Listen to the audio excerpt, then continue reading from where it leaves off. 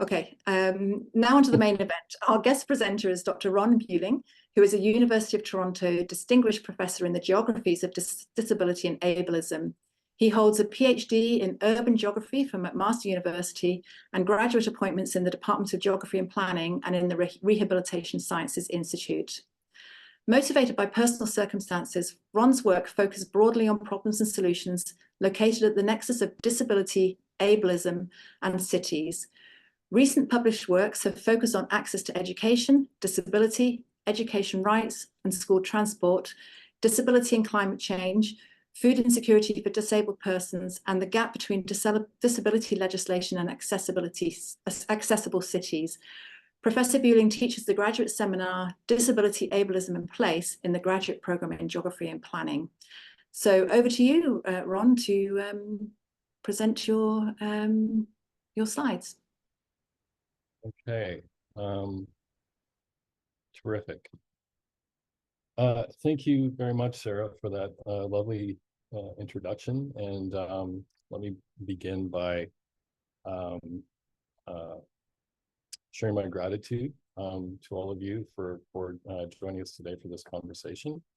I'm Professor Ron Buliung. My pronouns are he, him, his. And I thought I'd begin today with a little bit of University of Toronto propaganda. Here we have on this side, University of Toronto, Mississauga, which is my home campus for most of my undergraduate activity. U of T, St. George, the historic center of University of Toronto, and University of Toronto, Scarborough. I've had the pleasure of riding bikes and in and around all of these places. So today, you know, the lead title of my talk is focused on inclusive cycling infrastructure, but I'm interested today in a specific type of inclusion. So we'll be focusing specifically on the relationship and experiences of disabled pedestrians and bike lanes and access for disabled cyclists. We will be looking a little bit more closely at what's going on for power and wheelchair users and blind pedestrians. But I'd also like everyone to sort of keep in mind that disabled people are also cyclists. And I think that's sort of something that's kind of been left out of the public discourse on city cycling, and actually in quite a bit of the research. Disabled people are also pedestrians, motorists, transit users, and so on and so forth. So your design cyclist, for those of you who are working for municipalities and doing the good work of designing future forward bike lanes, can and should include disabled cyclists. In this outline slide here, the one picture over here is an image of a number of disabled users of adapted bike share vehicles in Detroit.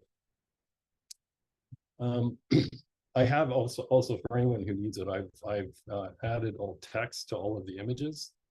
In some cases, as a means to convey the series, I add alt text to the first image and then sort of explain what's happening in the series of images that follows it.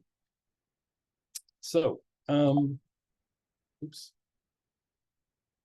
Here we go. Okay, so a little bit about me. And I used to teach a grad seminar to planners called The History and Geography of Cycles and Cycling. Sometimes when I enter into a conversation about disability and cycling, I think people sort of are taken a little bit aback and kind of think that I'm going to become sort of hypercritical of what's happening with city cycling and that I'm like anti-cycling or something of that sort, which couldn't be further from the truth, which this image sort of conveys. Cycling has been a central part of my life since very early on, 1972. You can see me there on my first bike. All the way over here on my right-hand side, this is the day that I took my graduate students out for a field day to visit all the different types of cycling facilities in the city of Toronto on the bike share bikes. Notably, that day was extremely hot, and I neglected to plan for some shade stops. So we had to figure that out a long way. And for those of you who are out in BC, this is a picture of me at a sort of hostel in Cumberland, where I've gone mountain biking a few times for the last little while. Also of note, everything that we study and discuss today takes place within a complex web of disability rights legislation, guidelines, standards. Guidelines are not standards. Municipal zoning bylaws. A lot of my focus today is on Ontario and Toronto specifically. So in Ontario, we're looking at the Accessibility for Ontarians with Disabilities Act and the related integrated accessibility standards regulations, City of Toronto accessibility design guidelines, and of course, all of that is superseded by the Ontario Human Rights Code and federal charter rights. So I'm really not going to dig into the legislative space today. That's another conversation, but you should be aware that a lot of what you see needs to be there because it legally needs to be there. One noteworthy problem is that the Accessibility for Ontarians with Disabilities Act does not include in its transport standard design instruction for bike lanes. So what we're left with there in Ontario is really a mixed bag of goodwill, smart people, local municipal guidelines, information sharing, Book 18 of the Ontario Traffic Manual, which is questionably useful in this context, and in a number of other things. Okay, let's move on here. So the next two slides focus a little bit on what's happening in the City of Toronto bike network. I think I've been here since 2006. No, 2004 was when I moved to Toronto, and I've seen, of course, in my lifetime in the City of Toronto, quite a bit of expansion of the bike network, and I think it's great. I think it's necessary. I think we can do better where disability is concerned, and that's sort of what this talk is about today.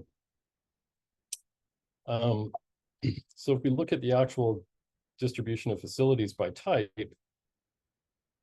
the multi-use trails sort of dominate in terms of network kilometers, followed by bicycle lanes, which includes a number of different types of bike lanes, buffered bike lanes, regular painted lines, and so on. And if you look at the geographical coverage, a lot of the bike network is sort of focused on the core of the City of Toronto. One of the things I actually neglected to mention when I was talking about my relationship to this topic, which is actually really important, is sort of what's my personal motivation for this work, right? So, or, you know, you might be thinking along the lines of sort of what is my positionality in relation to the sort of research that I do. And I'm the parent of a child who uses a power wheelchair for independent mobility. And as I've gotten older, I've experienced hearing loss. And this is something that I'm working to get some aids to sort of help me out with.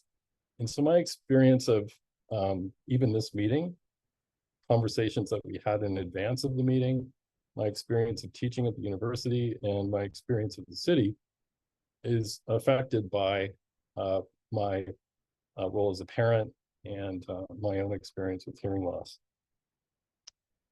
So, what do we think about disability, right? We don't have time to to unpack the 50 years of arguing that disability studies scholars have engaged in around this sort of ontological question of what is disability. I think many people are probably familiar with the social model of disability at this point. And what I'm getting at with this slide here is just a kind of a very sort of introductory foundational note about two particularly notable ways of thinking about disability. Sometimes folks might be thinking in biomedical or clinical terms and thinking about specifically about the disease, a disease, and what that does in terms of the way somebody's body moves, speaks, thinks, and so on and so forth. In other words, the disability becomes located within the body of the person. Another way to think about disability, and I think this is particularly useful for the audience who's here today, is the social model of disability. Think about ways in which our cities and our institutions produce disability or exacerbate disability or make the experiences of disabled people in our cities increasingly and more difficult. As an example of the social model, years ago, I was roaming around the West End and came across the Wallace Avenue footbridge, which is actually a phenomenally interesting structure. It was built as a temporary pedestrian connector between the West End, Toronto neighborhoods of the West Bend and the Junction. But it's also a particularly noteworthy and obvious barrier for folks who might need to use mobility aids for moving around the city. So in the context of the social model, we can think about the fact that non-disabled people, the connectivity and accessibility of non-disabled people is privileged in the construction of the Wallace Avenue footbridge. Of course, we can historically situate that, and this is even before World War I happened.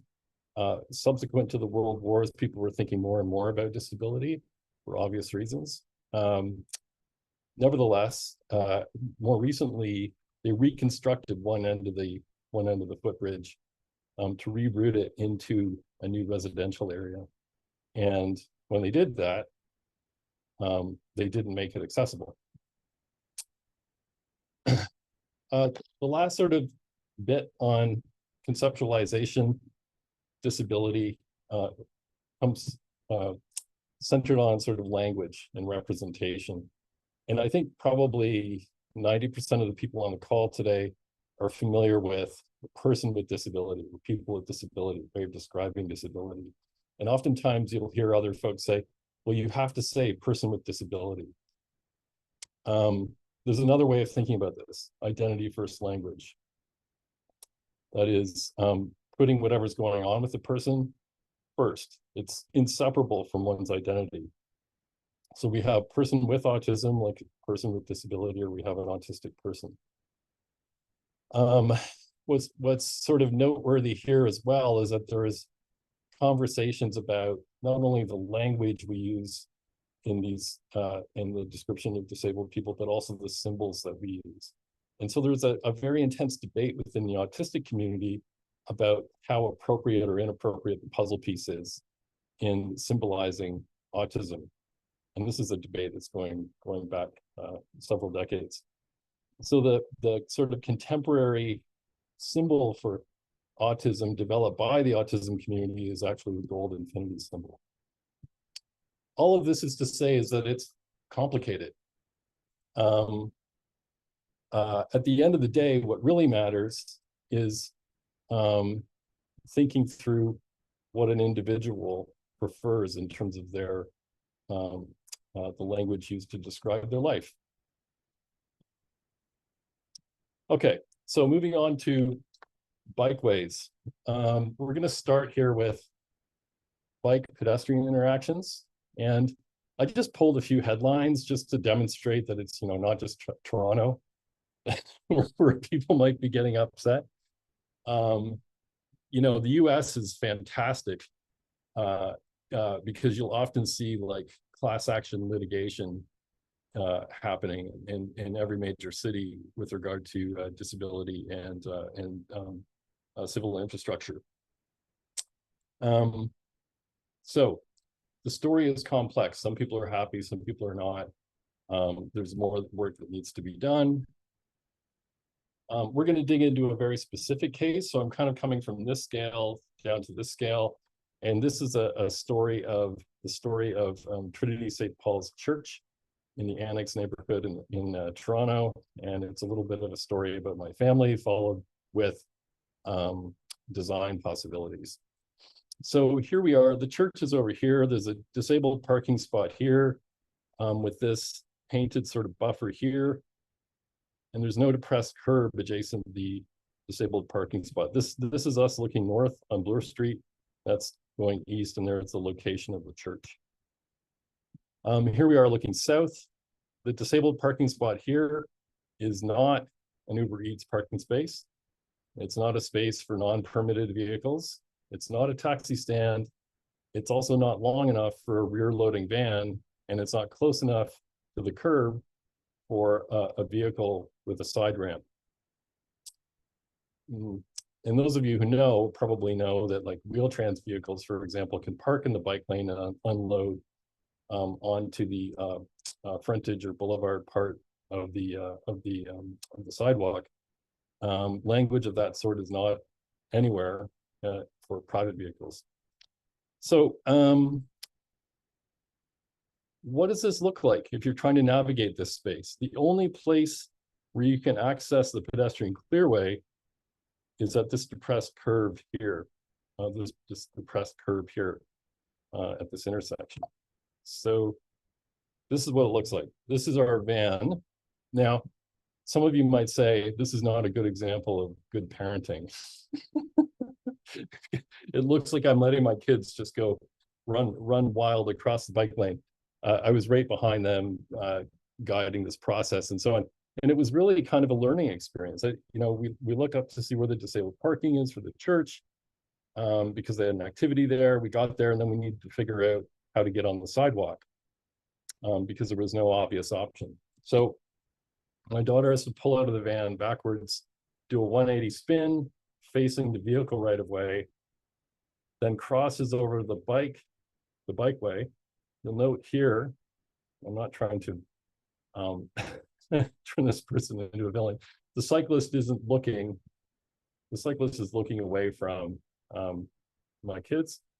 And then they cross over and into another vehicle right of way, and then turn into the pedestrian clearway up the depressed curb, which rightly has a legally required attention TWSI for blind or low vision folks.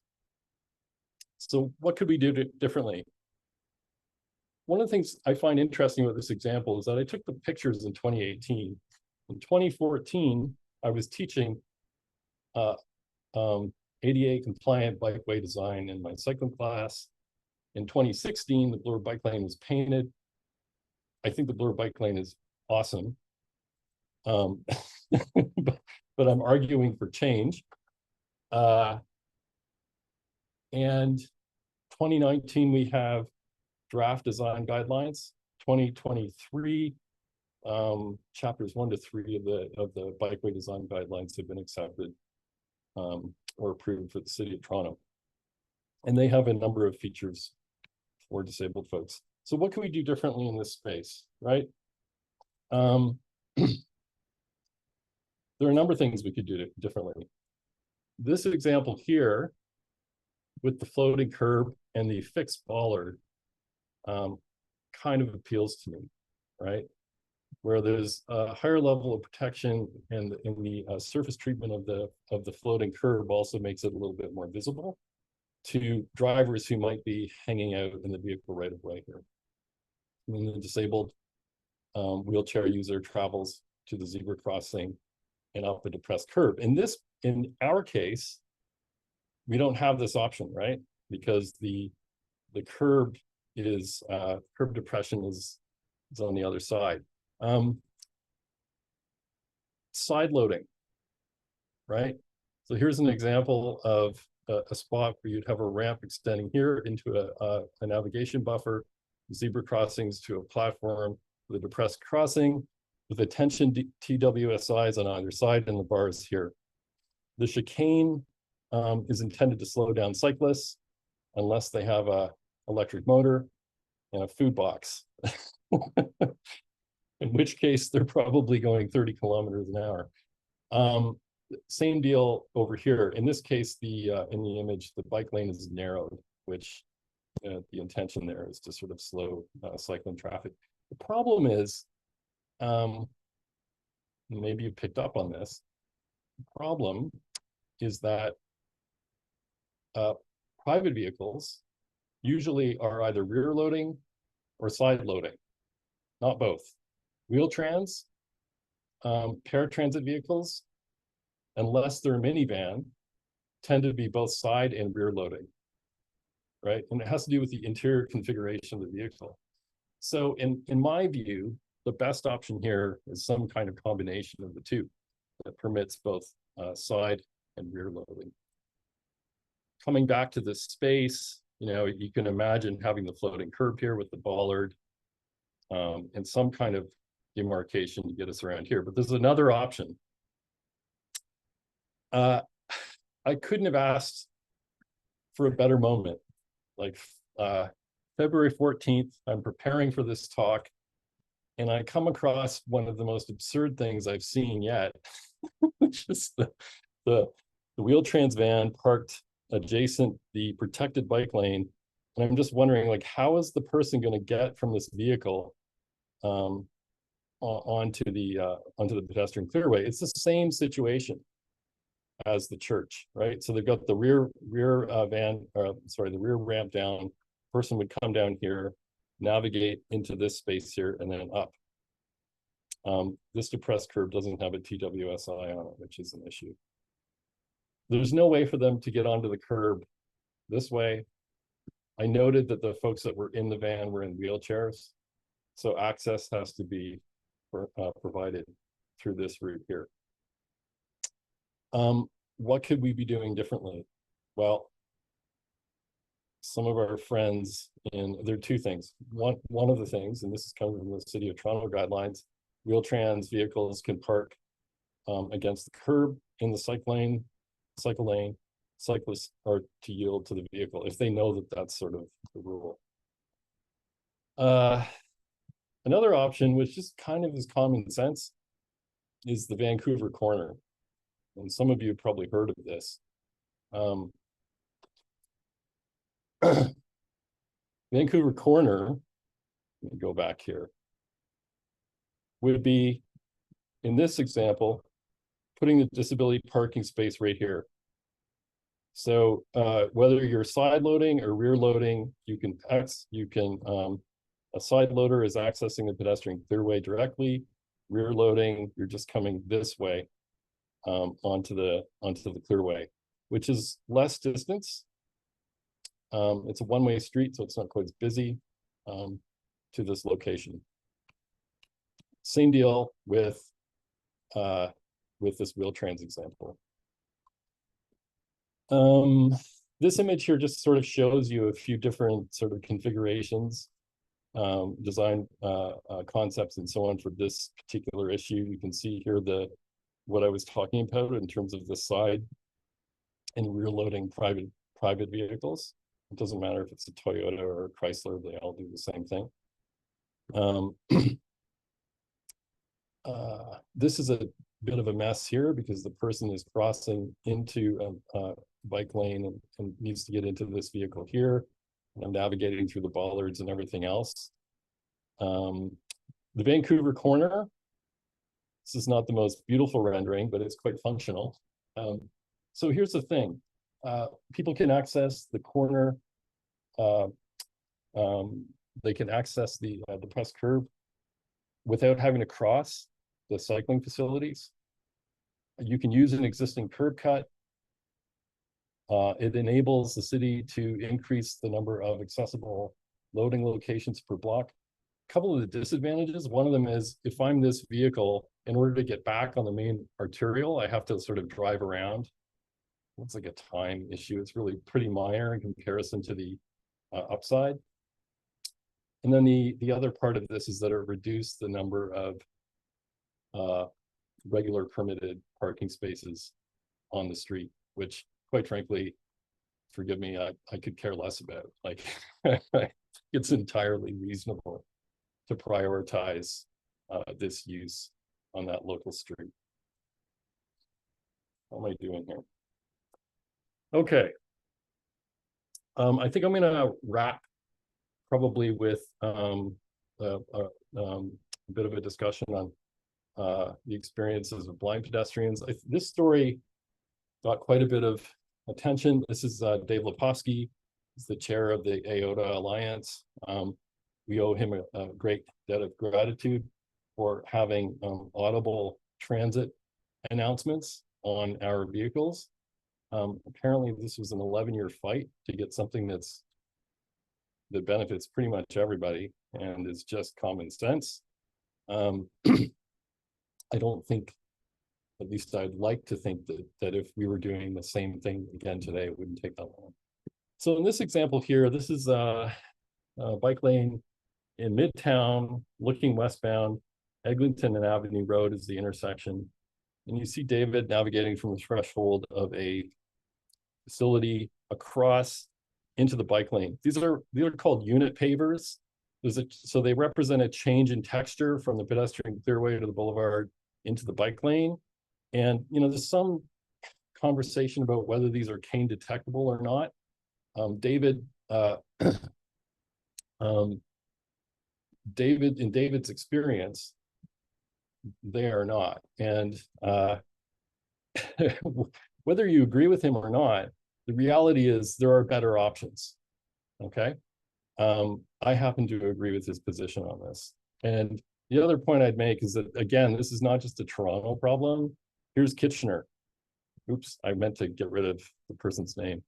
But first of all, this is an extremely narrow bike lane. Secondly, it's totally at grade with the sidewalk, and there's no indication of a change in use, right? Same thing here. And then the wonderful renderings of beautiful bike facilities that you often see on social media will typically not have anything. This one, this one I enjoyed because I think the picture has every single possible trip hazard you could imagine for a blind or low vision pedestrian. And I think the other point, and David made a really excellent point, it's like, look, if I end up in the bike lane, it's not just a problem for me. What if the cyclist has to veer around me and ends up crashing into another pedestrian or horribly injuring themselves, right? I mean, it should be fixed primarily to meet the needs of the blind pedestrian. But in doing so, you're benefiting the broader community of people who are using the facility. They did some testing, sort of some field work around York University, and participants basically agreed that they couldn't really understand the point of the unit pavers, that they weren't standing out as a way to demarcate change in use from sidewalk to bike lane. What are the other options? Well, we have tactile walking surface indicators, an innovation coming out of Japan in 1965. We all see them around and probably sort of take them for granted. This is a guidance TWSI, which basically tells you which direction to travel in, followed by some unit pavers, followed by the bike lane. I'm not entirely sure that that's the right application because with this kind of change in mode, typically what's recommended are attention TWSIs that you can see bordering this transit access point. Okay, so in their work and testing, another option that came up was this beveled curve, which seemed to be, of course, a little bit more easily detected than the straight up unit pavers. But there's no question that the best case scenario would involve some kind of TWSI. Okay, so what could we be doing up there? I haven't had a chance to get up to Eglinton to see if any changes have occurred, but there you have it. There was one final thing that I wanted to get to. I think I'm running out of time, right? How am I doing here? I think you're good, Ron. You're good? Okay. I do want to talk about transit bike integration because there's some really cool stuff that has been going on in the city of Toronto, and I'm sure other places, but I've just noticed it here. So if we're looking at transit bike integration, this is a tricky one because you have this perfect storm of road users all in this one space. So how do we manage the chaos? and provide a good level of service. A couple of options have been tried out here. One of them is the curbside transit option, where you have a raised platform with TWSIs demarcating the boarding area, which is great. These are again the attention TWSIs. You can see these guys here, right? There's a ramp here. The idea being the elevation of the pedestrian is meant to indicate pedestrian priority in that space. You know, I don't know if that like symbolic gesture is necessarily received in a equivalent manner across the cycling population, but there you have it. This person along here is very clearly still moving quite a good clip. The other thing that can happen here, and you'll see it a bit later, is signage that indicates that the cyclist should yield to the pedestrians, and that's just common sense. That's good, good design to have something like that there. And a second option is the boulevard boarding option.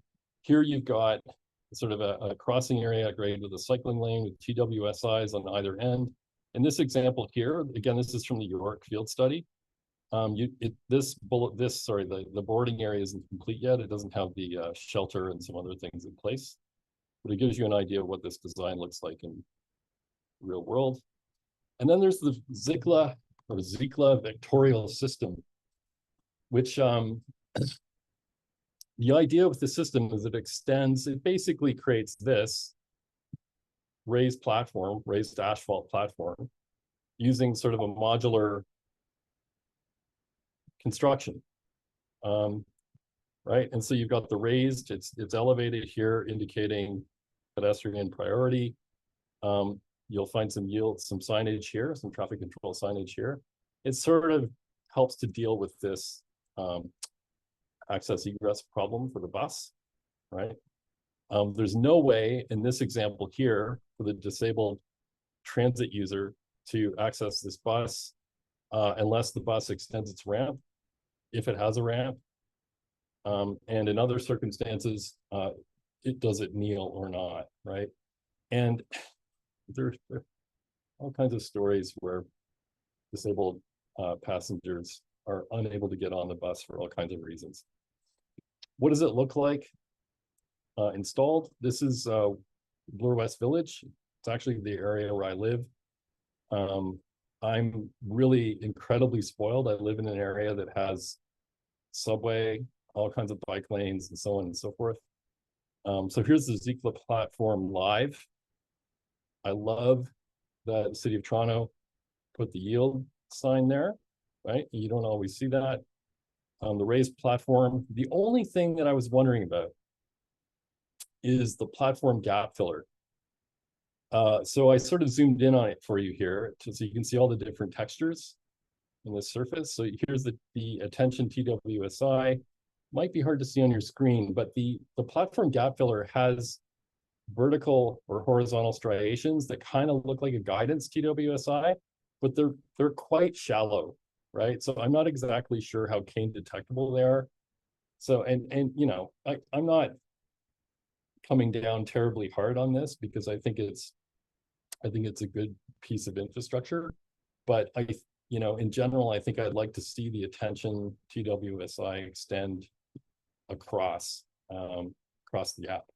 So you're immediately, if you're a blind or low vision pedestrian, brought into the know in terms of this change in facility type and use. All right. That's the bulk of what I had for you today. And I just want to sort of leave you with some thoughts. Think about your design cyclist, right?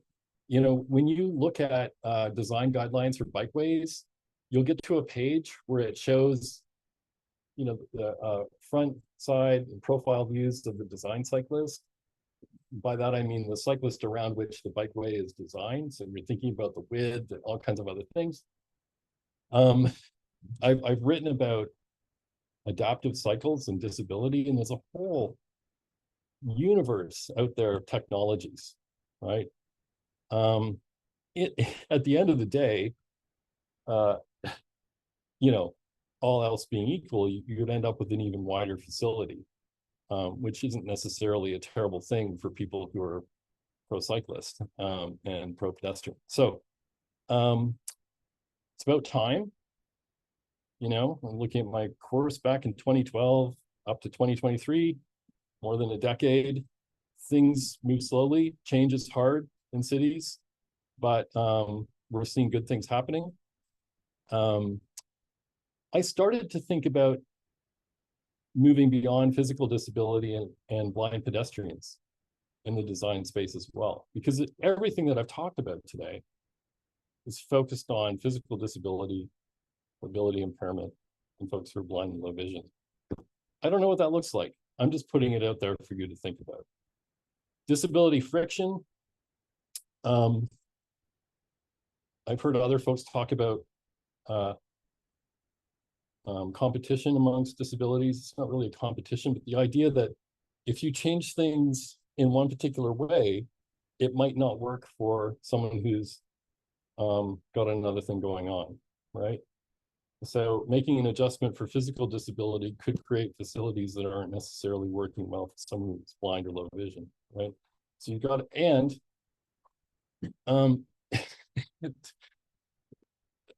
you know, if we look at the most recent Canadian survey on disabilities, something like 34% of Canadians who report being disabled have more than one type of disability, right? Consistency is key. I think like you know, I know that Elon Musk and all the people who are trying to build what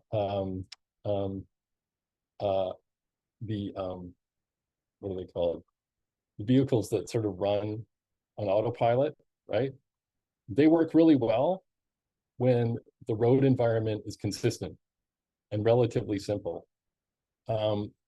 Consistency is key for navigation and wayfinding. Having different types of textures and different kinds of things all over the place creates a bit of confusion. Fixing things after the fact, whether it's station elevators or dropping floating curbs in front of the church, is inconvenient, it's costly, it's ineffective. You know, cities are always a work in progress. I know there are wonderful people doing wonderful work and trying their level best. And this conversation today is about like trying to move things along to make things work better for disabled persons. It's getting messy out there. Competing use for the pedestrian and cycle right of way is getting out of control. In my opinion, I'm like a late adopter of technology, so I'm not a fan of electric unicycles, for example, or micro delivery units, aka robots that will deliver a hamburger to you while creating all kinds of havoc in the pedestrian right away. Anyway, I think another part of the conversation is like consultation is incredibly important. Cities with 10,000 or more people in Ontario are required to have an accessibility advisory committee. City of Toronto has one. I've done some writing and thinking about the composition of that committee. It's really key to think about who's on the committee, how do you recruit people to the committee, who should be on the committee, what proportion of the members are actually disabled, and what do we do with the recommendations? You know, I think it's really important in that context too to remind ourselves that there are disability communities, plural, not just one. So there's a lot of diversity of experience and different ways of being in the city. Trying to capture a bit of that diversity on the AACs would be really great. And the last point, of course, you know, it is about rights. All of this is set within a legislated rights context. Translating rights through good design into making cities work for everyone leads us toward building more accessible and just cities. So thank you very much.